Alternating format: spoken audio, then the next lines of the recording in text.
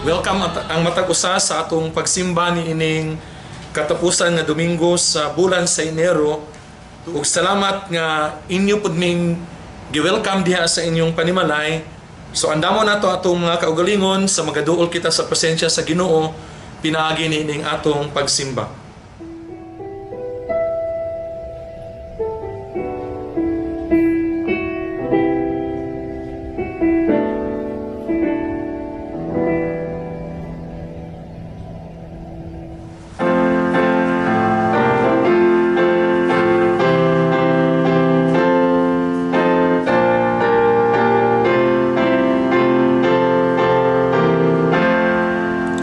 Sa Diyos ang himaya, kay gugma siya, kanato gihatag niya si Jesus, ang atong asilon, ibayra niya, magakinabuhi kita sa dayon, daygon ta si Jesus, pasidunggan siya, daygon ta si Jesus, magmalipayon ta, ang dalan siya ngadto sa Amaan, siya himayaon kay gamhanan man, kalwasan nga hingpit tungod sa dugo, gisaad sa Diyos sa mga magtuo, ang makasasala pasayloon niya, sa taknagayod nga musalig siya, daygon ta si Jesus, pasidunggan siya, daygon ta si Jesus, magmalipayon ta, ang dalan siya ngadto sa Amahan, siya himayaon kay gamhanan man, ang atong kalipay na akang Jesus, nga nagbuhat sa mga dagkong butang, apan ang kalipay tang dili tugnan, mao ang pagbalik sa Ginoo ta, daygon ta si Jesus, pasidunggan siya, daygon ta si Jesus, magmalipayon ta, ang dalan siya ngadto sa Amahan, siya himayaon kay gamhanan man. Ayaw limbungi ang inyong kaugalingon, pinaagi sa pagpamati lamang sa pulong sa Dios. Hinoon, tumana kini, ang mamati sa iyang pulong apan dili magtuman niini, mahisama sa usa ka tawo nga manamin og makakita sa iyang tinuod nga hitsura. Makasud-ong siya sa iyang kaugalingon, apan inigpahawa na niya, malimot lang dayon siya sa iyang hitsura. Apan ang tao nga magsusi pag-ayo sa hingpit nga kasuguan, nga naghatag og kagawasan sa mga tao, ug magpadayon sa pagtamod niini, panalanginan sa Dios ang iyang buhaton kay dili man siya kutob ra diha sa pagpamati.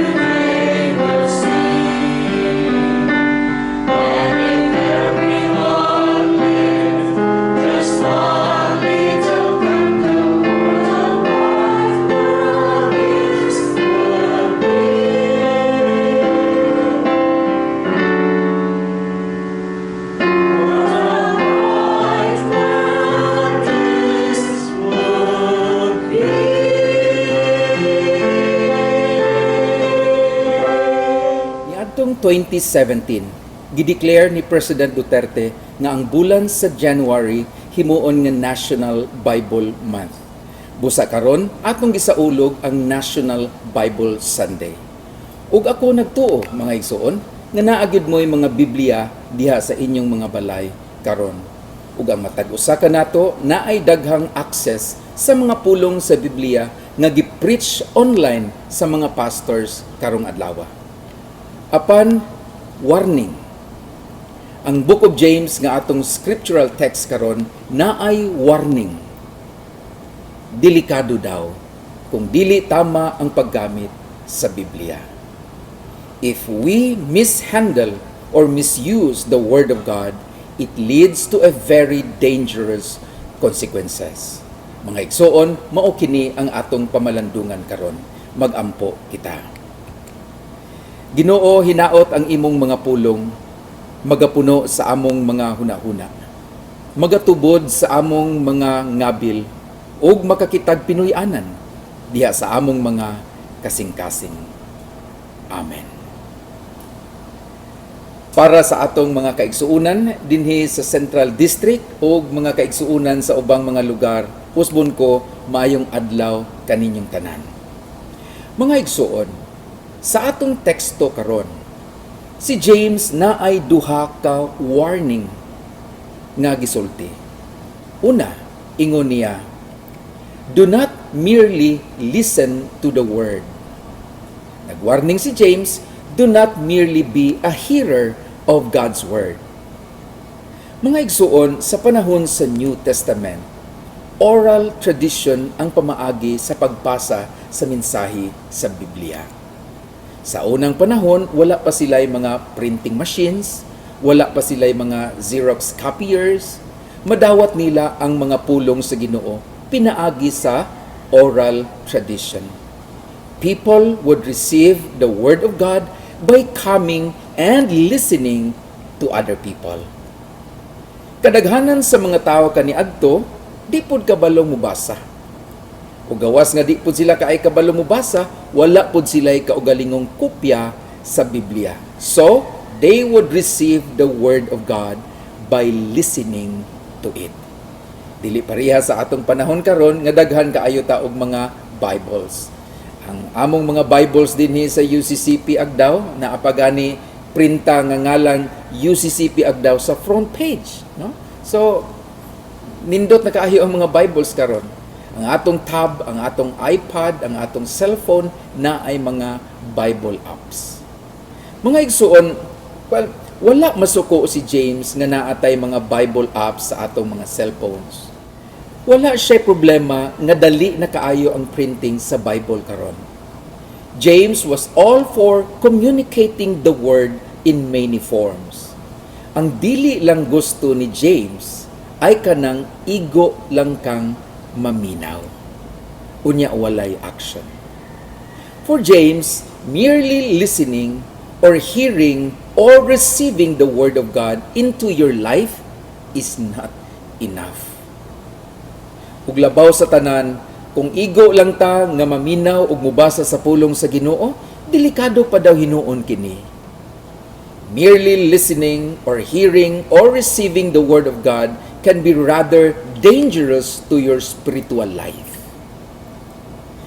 Mga igsuon, ingon ni James, kung igo lang daw natong gipaminaw o gibasa ang Biblia, samara nga giilad nato ang atong kaugalingon.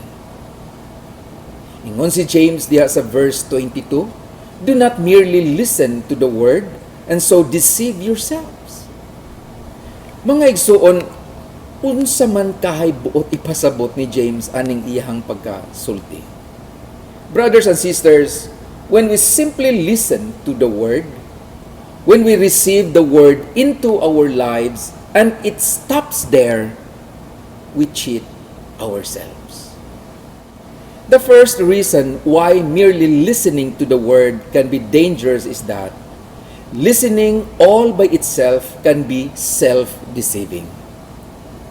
Brothers and sisters, the Word of God can warm your heart without ever moving your soul.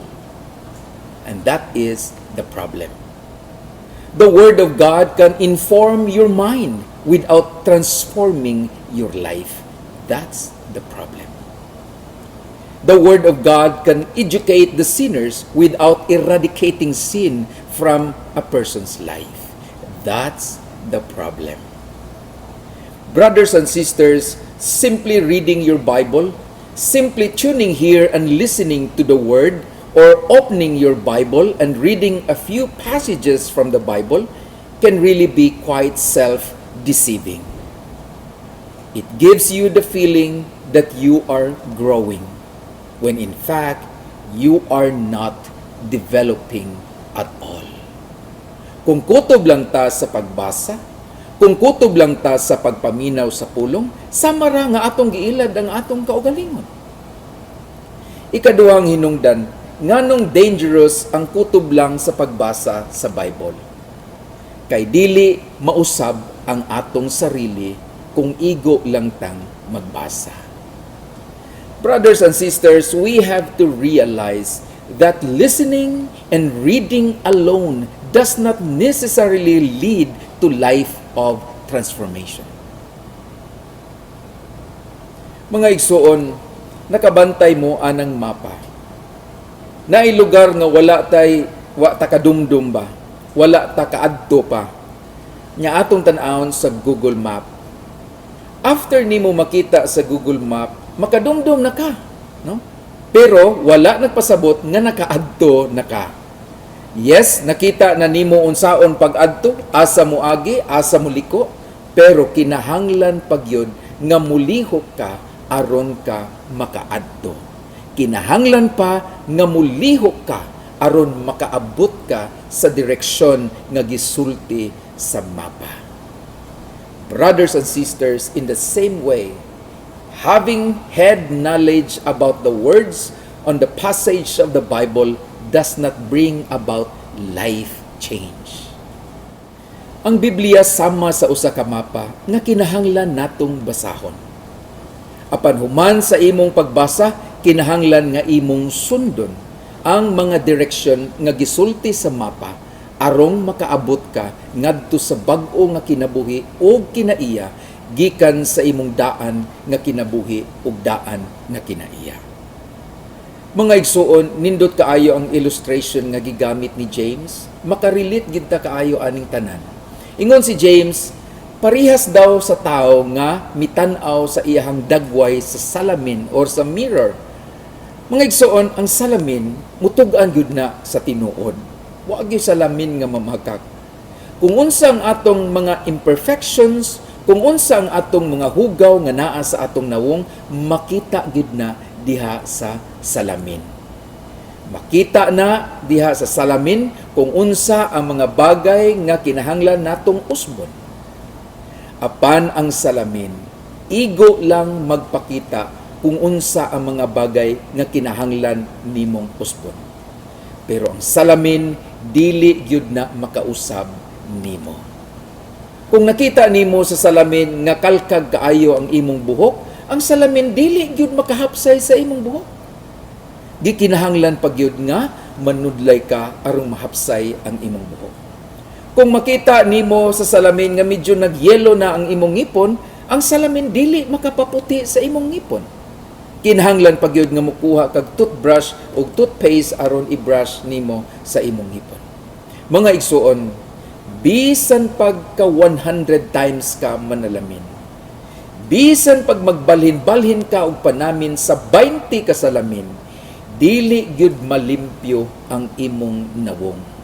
Maliban lang kung muliho ka aron manghilamos. The mirror will only informs the looker. And then the looker has the power to go and deal with the change, to take care of something that is wrong with them. The person will remain unchanged unless they do something with what they have seen in the mirror. Mga igsuon, mausab ka na ang Biblia. Matod pa sa atong teksto, ang Biblia sama sa usa ka salamin. Diha nimo makita kung unsa ang mga dili maayo sa imong kinabuhi.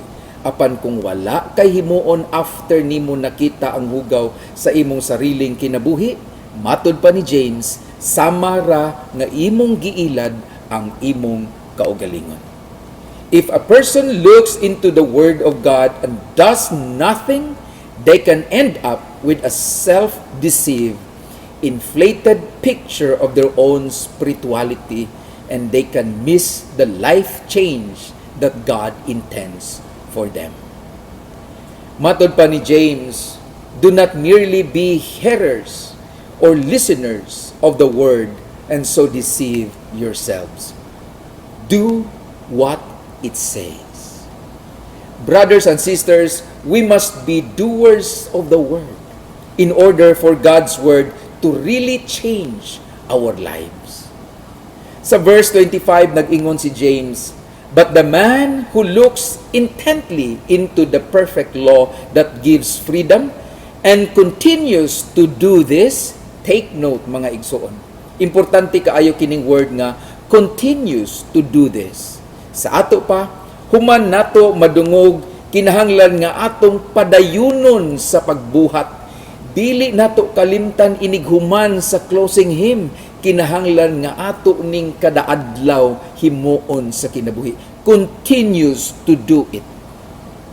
Brothers and sisters, we have to seek the action. Sa panahon nga atong gibasa ang Biblia o sa panahon nga nadungog nato ang mensahe sa Ginoo nga giwali gikan sa Biblia, ato dayong pangutanhon ang atong kaugalingon. Kung unsa ang mga parts sa atong kinaiya o kinabuhi karon nga angay natong usbon, ato dayong pangutanhon. Yes, the Bible can change your mind. The Bible can change how you feel. But ultimately, what God is looking for is for the Bible to change your life. Mga igsuon, sa mga panahon nga atong basahon ang Bible, sa panahon nga atong madungog ang pulong sa Ginoo, ato dayong pangitaon kung naabatay mga sala nga angay natong basulan o hinulsulan. Sa panahon nga atong basahon ang Biblia, sa panahon nga atong nadungog ang pulong nga giwali, ato dayong pangutan-on ang atong mga sarili kung naabay mga saad ang Ginoo nga angay natong hulaton. Ato dayong pangutan-on ang atong mga sarili kung naabay mga pagampo nga angay natong sundon. Kung naabay mga pagsulay nga kinahanglan natong labngon o kung naabay mga relationship nga kinahanglan nga atong isave. Mga igsuon, ang Book of James nagpahinumdum kanato karon. Ang pagbasa o pagpaminaw sa pulong sa Ginoo, parihas ra nga miatubang ka sa salamin. Ug makita nato ang reflection kung kinsa kita, kung unsa ang klase sa atong pagkatao ug kinabuhi. And if we respond and apply the Word of God to our lives today, according to James, we will be blessed. So brothers and sisters, my prayer for us today, as we celebrate the National Bible Sunday, is that we will not be merely hearers of the Word of God, but we be doers of God's Word and receive all that God has prepared for you. Amen. Ingon nga mga katawhan sa Dios, muduol kita sa atong hinius sa pagampo ug dad-o nato ang atong mga kahadlok, mga kahangawa, ang atong kalipay ug mga pagpasalamat. Muduol kita sa Ginoo diha sa atong pagampo.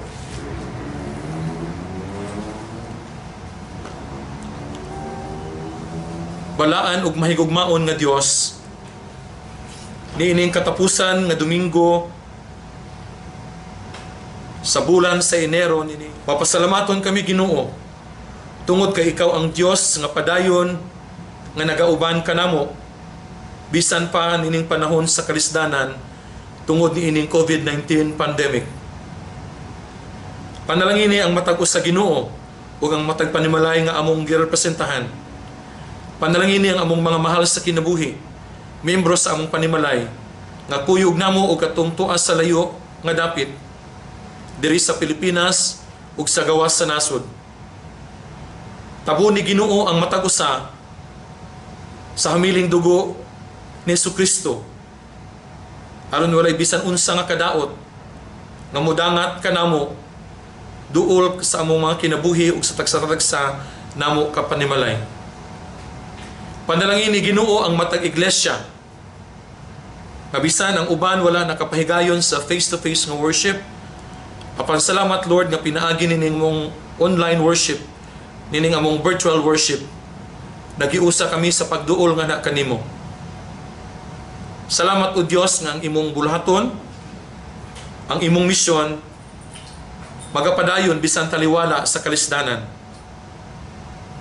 Nagampo kami Ginoo alang ni adtong anaa sa balatian sa panglawas. Ikaw magapang-ayo kanila. Labi na ni adtong na takbuyan sa COVID-19 virus. Ayuha sila Ginoo ug ipabalik ang kusog kabaskog sa ilang mga panglawas. Panalangini ang ilang pamilya nga nagatiman kanila. Proteksyonan sila Ginoo. Ug bisan pa sa mga frontliners, sa mga caregivers, doctors, nurses, medical technologists, and other workers in the hospitals and healthcare institution, ikaw magapanalangin kanilang tanan o Dios. Panahon nga abuton sila sa kakapoy tungod sa ilang trabaho, bag-uhang ilang mga kusog o Dios. Ug sa imong mga katawhan nga naa sa kahadlok ug puno sa kahangawa, ikaw Ginoo magakuha sa bisang unsa nga butang nga naghatag og kahadlok kanila. Pulihi sa pagtuo ug paglaom, pagsalig nga na kanimo.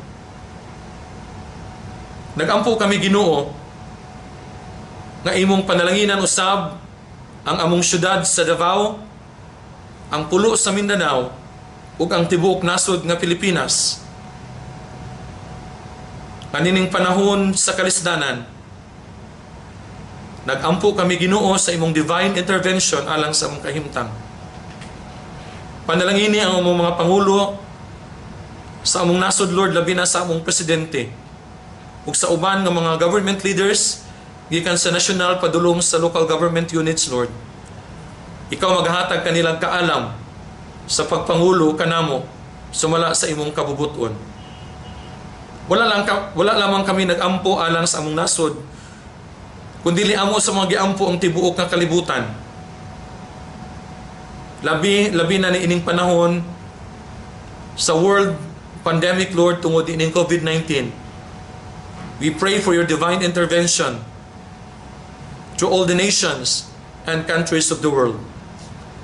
Ug salamat Ginoo ng imong kalinaw, ang imong gugma, ang imong kahayag, ang imong gahom maoy magapuno, maoy magasalanap sa tibuok kalibutan.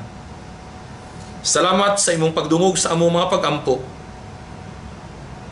Itugyan namo ang tanan nga kanimo. Pinaagi lamang kang Kristo Jesus nga among Ginoo higala ug manluluwas. Amen.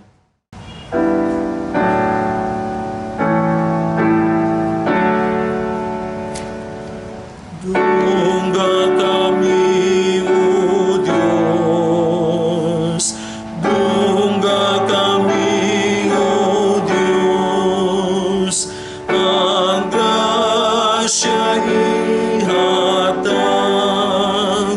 ug pagdait mo.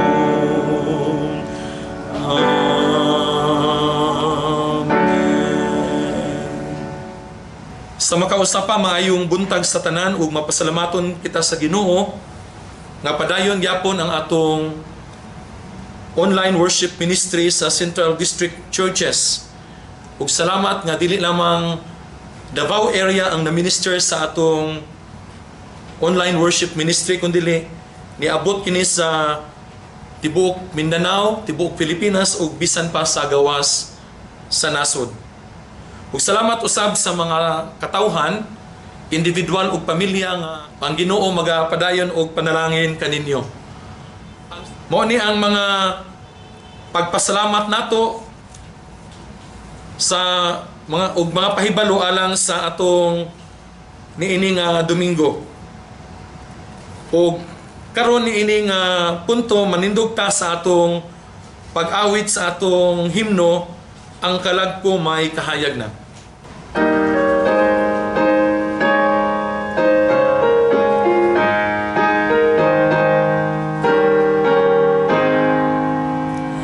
Ang kalag ko may kahayag na, ug kalipay nga bugos. Ang kangit-ngit akong likayan, sugat ko si Jesus. May kahayag na bulahan, ug kalipay nga hilabihan. Naong ni Jesus ang nagsidlak, ang kalag ko hayag na. Ang kalag ko nagaawit na, ug nagdaig sa hari ko. Nanimati si Jesus karon sa alawiton ko. May kahayag nga bulahan, ug kalipay nga hilabihan. Naong ni Jesus ang nagsidlak, ang kalag ko hayag na. Ang kalag ko may kabago na, kuyog man sa Ginoo. May kalingang kasing-kasing ko, nahanang kago. May kahayag na bulahan, ug kalipay nga hilabihan. Naong ni Jesus ang nagsidlak, ang kalag ko hayag na. Ang kalag ko may kalipay na, may pagtugugma man. Ang mahal na panalangin niya, kanang kugihatag. May kahayag nga bulahan, ug kalipay nga hilabihan. Naong ni Jesus ang nagsidlak, ang kalag ko hayag na. Magampo kita. Sa pagtapos Ginoo nini among pagsimba, amo ikaw gipasalamatan sa imong presensya sa matag usa kanamo. Kaw Ginoo nagpakigistorya kanamo pinaagi sa imong mga pulong ug bisan pa sa mga mensahe sa awit nga amo Ginoo nga nabati. Salamat sa imong pagdasig ug salamat nga ikaw naghatag kanamo paglaom pinaagi sa kahayag nga nagagikan kanimo. Ang kangit-ngit na misalanap sa kalibutan karon tungod sa pandemic sa COVID-19 kini mawala sa dayon tungod kay ikaw Dios mao gyud ang amo nga Dios nga gamahanan ug walay si bisan kinsa nga makabuntog sa imong gahom. Salamat Ginoo niini nga paglaom. Ug salamat nga bisan pa sa mga pagtapos niini nga panimbahon ang imo Ginoo nga grasya ug blessings magapadayon sa tagsa-tagsa namo kapanimalay ug diha sa matag usa nga nagaview niini nga hiniusang pagsimba. Dalay gyud ikaw sa among kinabuhi ug salamat sa tanan Ginoo nga nagaambag aron kini maghimong malamposon ug mahimo nga kalig-on sa matag usa bisan sa among kinabuhi. Ug karon ang gugma sa atong Dios nga mahan nga walay paglubad nilandong sa pagkabalhin. Ang kalinaw, gugma ug ang kahayag nga gihatag sa atong Ginoong Kristo, ang ato nga balang espiritu nga naghatag og kalipay, nagasangkap ug nagagahom kanatong tanan. Manaa kaninyo karon ug hangtod sa kanturan. Amen ug amen.